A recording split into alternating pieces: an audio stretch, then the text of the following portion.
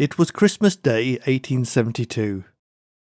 As families celebrated with loved ones and children sang carols beneath the glow of Victorian street lamps, a scene of horrific contrast was unfolding inside a rented room at 12 Great Coram Street in Bloomsbury.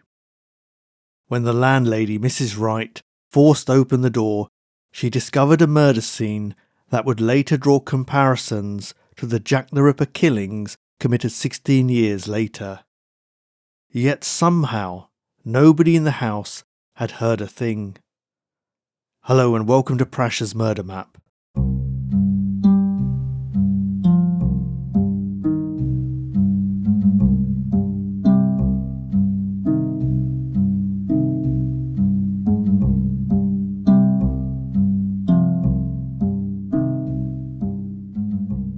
Before we begin, I'd like to quickly say welcome to all the subscribers who've joined me recently, and thank you to everyone who has been supporting the show by listening, commenting, leaving me a thumbs up, or writing a review.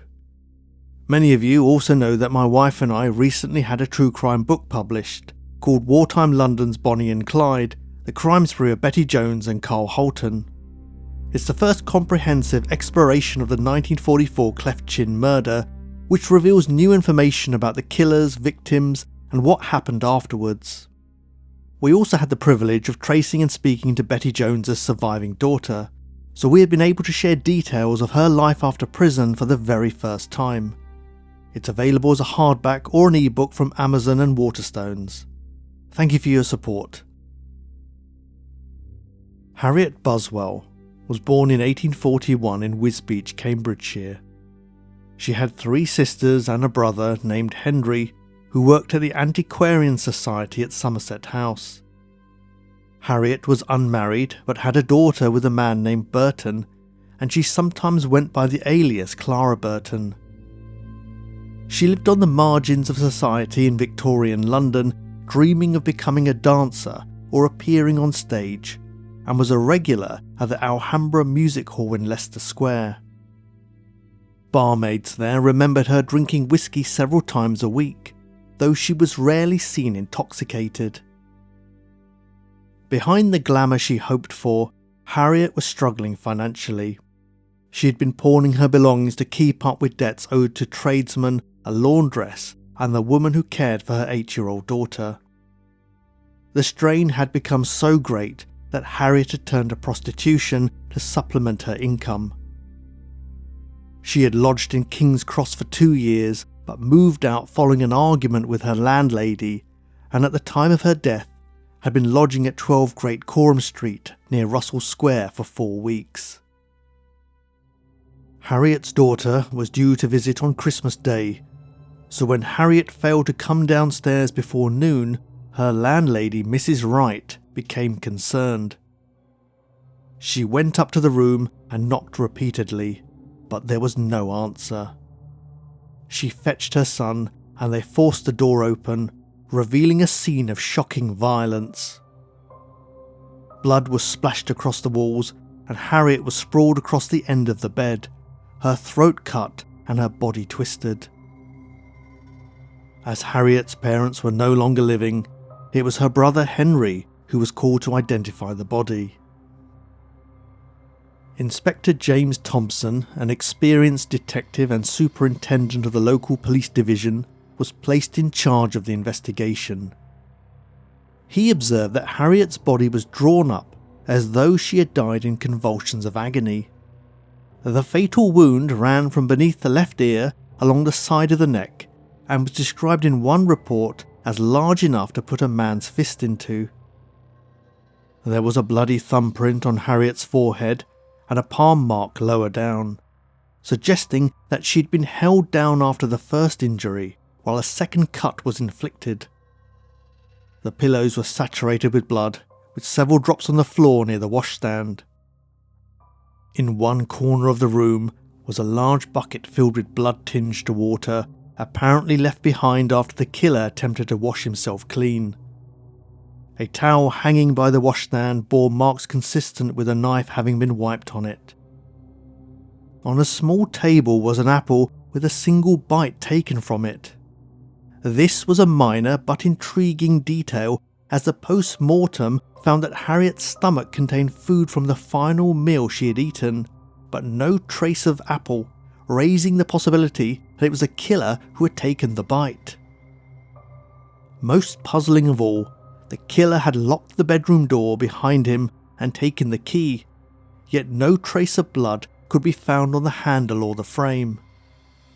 Even if he had washed his hands, police thought it was strange there were no visible marks, given the level of bloodshed within the room. The murder weapon appeared to have been removed by the killer. Police later recovered a knife that was considered a possible candidate, but they were unable to prove a connection, and it remains unknown whether it was linked to the crime at all. Some reports claim that Harriet's jewellery and purse had also been taken, though this was never officially confirmed.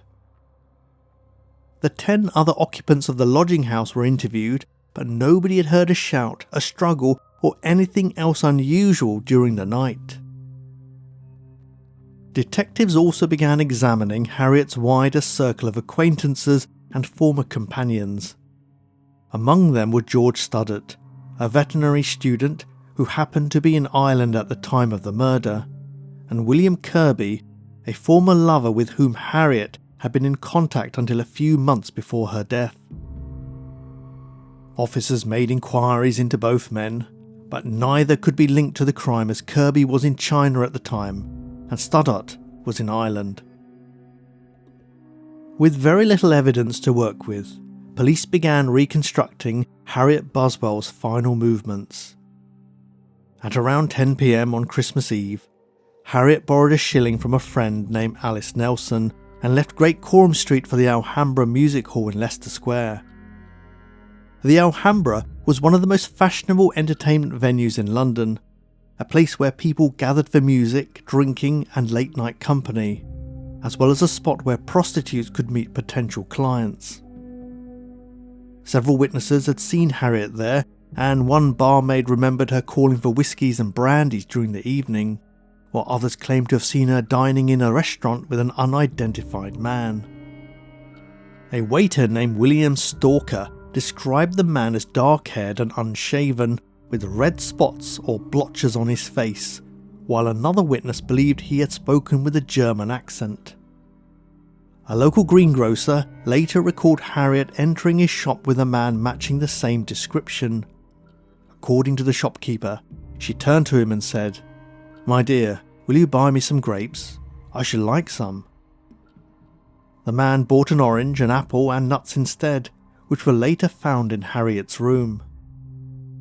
Witness statements indicated that Harriet returned to her lodgings at Great Coram Street with the man sometime after midnight. Mrs. Wright remembered seeing the man hurrying upstairs to Harriet's room on the second floor at the back of the house, while Harriet remained downstairs talking briefly with Mrs. Wright and her friend Alice Nelson. During the conversation, Harriet described him as a very handsome German gentleman and remarked that his accent was so strong she could barely understand him. She also mentioned that he had bought her fruit and nuts and given her half a sovereign, some of which she handed over towards the rent she owed. A short time later, Harriet went upstairs to join him. It was the last time she was seen alive. The following morning, sometime between 6 and 7 a.m, Mrs. Wright noticed the man leaving the house. Another resident had also seen him walking calmly down the stairs with no obvious sign of panic. Yet despite seeing him at close quarters, neither witness was able to describe him clearly. Investigators offered a reward of £100 and circulated notices in English, French and German, though in the press, Harriet Buswell was inaccurately reported as being 25 years old when she was actually 31. Harriet was buried in Brompton Cemetery on 31st of December 1872, but the questions surrounding her murder could not yet be put to rest. The case soon became tangled with conflicting witness statements, uncertain timings, and contradictory sightings of both Harriet and the man she had been with.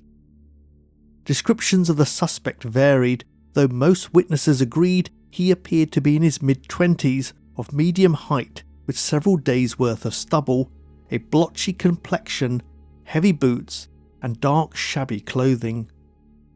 More than one witness believed he spoke with a German accent. The timeline was far less clear. Harriet had mentioned to her landlady and Alice Nelson that she met the man after leaving the Alhambra and walking back through Russell Square while listening to Christmas carolers in the street. But other witnesses were certain they had already seen the pair together earlier that evening inside the Alhambra itself. Some claim they saw Harriet and the man boarding an omnibus at Piccadilly Circus before travelling north and getting off near Hunter Street, which would have taken them back towards Great Coram Street via an entirely different route. Geographically, this version appeared to make more sense, as a journey through Russell Square would not have taken them past the greengrocer's shop where Harriet had supposedly asked for grapes. Yet the timings given by Mrs. Wright did not fully align with the omnibus account. Despite the contradictions, one detail stuck: the suspect's supposedly foreign appearance and German accent. Newspapers repeated the description so often and with such certainty that it was quickly accepted as fact and soon dominated the investigation. Police therefore became interested when they learned that a German ship called the Vangerland had recently run aground on the Goodwin Sands and had been brought into Ramsgate in Kent for repairs. Several passengers and crew had travelled on to London during the delay and were staying at the German-run Kroll's Hotel in America Square in the Minories. Among them were a pastor named Dr. Gottfried Hessel, his wife, and a shipbroker named Karl Wohleber.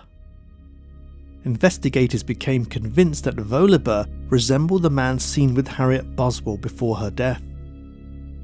He was arrested on 18th of January 1873 and placed in an identification parade. Witnesses, including the greengrocer and a waiter from the Alhambra, were brought in to identify him. But instead of pointing to Wohleber, several witnesses identified Dr. Hessel, who had volunteered to stand in the lineup. One witness declared in court, "If it is not he, it is his twin brother." Another asked Hessel to speak, then interrupted him almost immediately, saying, "That's enough for me. He is the man who sat with the woman at supper."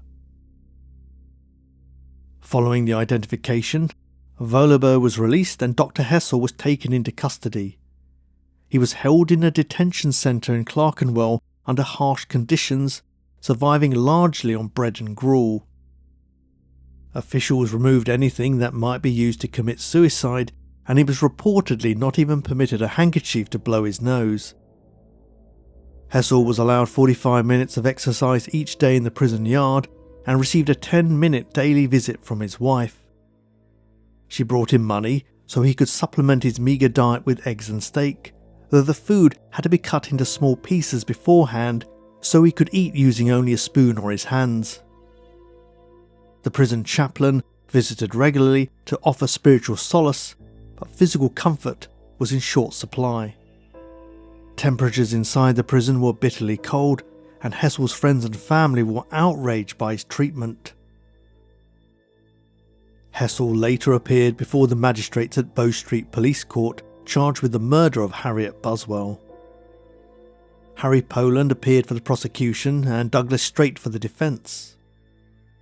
Witnesses from the hotel where Hessel had stayed after the Vangerland ran aground testified that he'd been ill over Christmas and spent much of the night coughing in his room.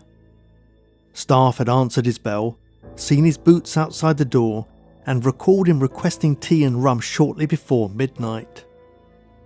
The hotel doors were locked overnight, and nobody could enter or leave without the porter's knowledge. Other evidence further strengthened his alibi.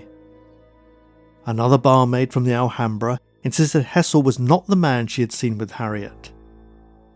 One witness also recalled Hessel purchasing turpentine to remove some stains, briefly raising suspicions, until it emerged that his wife had stained her dress with paint in Ramsgate and had been advised to clean it using turpentine. Under closer questioning, the confidence of the witnesses began to falter. A barmaid who had previously identified Hessel later admitted she didn't think it was the same man after all. With the evidence against him rapidly unravelling, the magistrate dismissed the case. The press mocked the police investigation, with one commenter remarking that if the same process were repeated with every grown man in London, the real killer might eventually be found by chance alone. The £100 reward, worth around £10,000 today, would have represented years of wages for some of the city's poorest workers, which may have encouraged people to come forward with overconfident memories shaped by repetition, suggestion, or public speculation. There were further false leads before the case went cold. 2 men separately confessed to the murder, but both were found to be drunk and were released without charge. Neither matched the witness descriptions, no clear motive was ever established, and the murder weapon was never recovered. Looking back, the case bears some interesting similarities to aspects of the Jack the Ripper murders that took place 16 years later. The deep wounds to the throat, the blood-stained room, the bucket of blood-tinged water, and the apparent absence of any reported struggle all suggest a killer who was methodical, fast, and disturbingly calm. Although Harriet Buswell did not live in the East End, she occupied a similarly vulnerable position in society, lived in a lodging house, moved with transient social circles, and had turned to prostitution to manage her mounting debts. The investigation's focus on a foreign suspect is also reminiscent of later suspicions directed at immigrants during the Whitechapel murders of 1888. There were even some details in the Buswell case that would later be echoed in the murder of Mary Jane Kelly in Miller's Court. Like Buswell, Kelly was attacked inside her room, and when her body was discovered, the door was locked. One witness in the Whitechapel investigation also described a man seen walking along the road with Kelly and then entering her lodgings. He was said to have a blotchy face and dark, shabby clothing, which sounds eerily similar to descriptions of the man seen with Buswell. The blotchy-faced man of the Whitechapel murders was said to be in his mid-30s, and the man seen with Buswell was reportedly in his mid-20s. Allowing for the possibility that witnesses misjudged his age by a few years, could there be a remote chance that it was the same man? Of course, there is no evidence linking the two cases, and whether these parallels are meaningful or simply coincidence is impossible to know. But at the centre of the mystery remains Harriet Buswell herself, a 31-year-old woman about whom tragically little is known, who never got to see her 8-year-old daughter that Christmas Day, and whose killer was never brought to justice. You've been listening to Prash's Murder Map. As an independent podcaster, I really appreciate your support. Please follow and rate the show wherever you get your podcasts.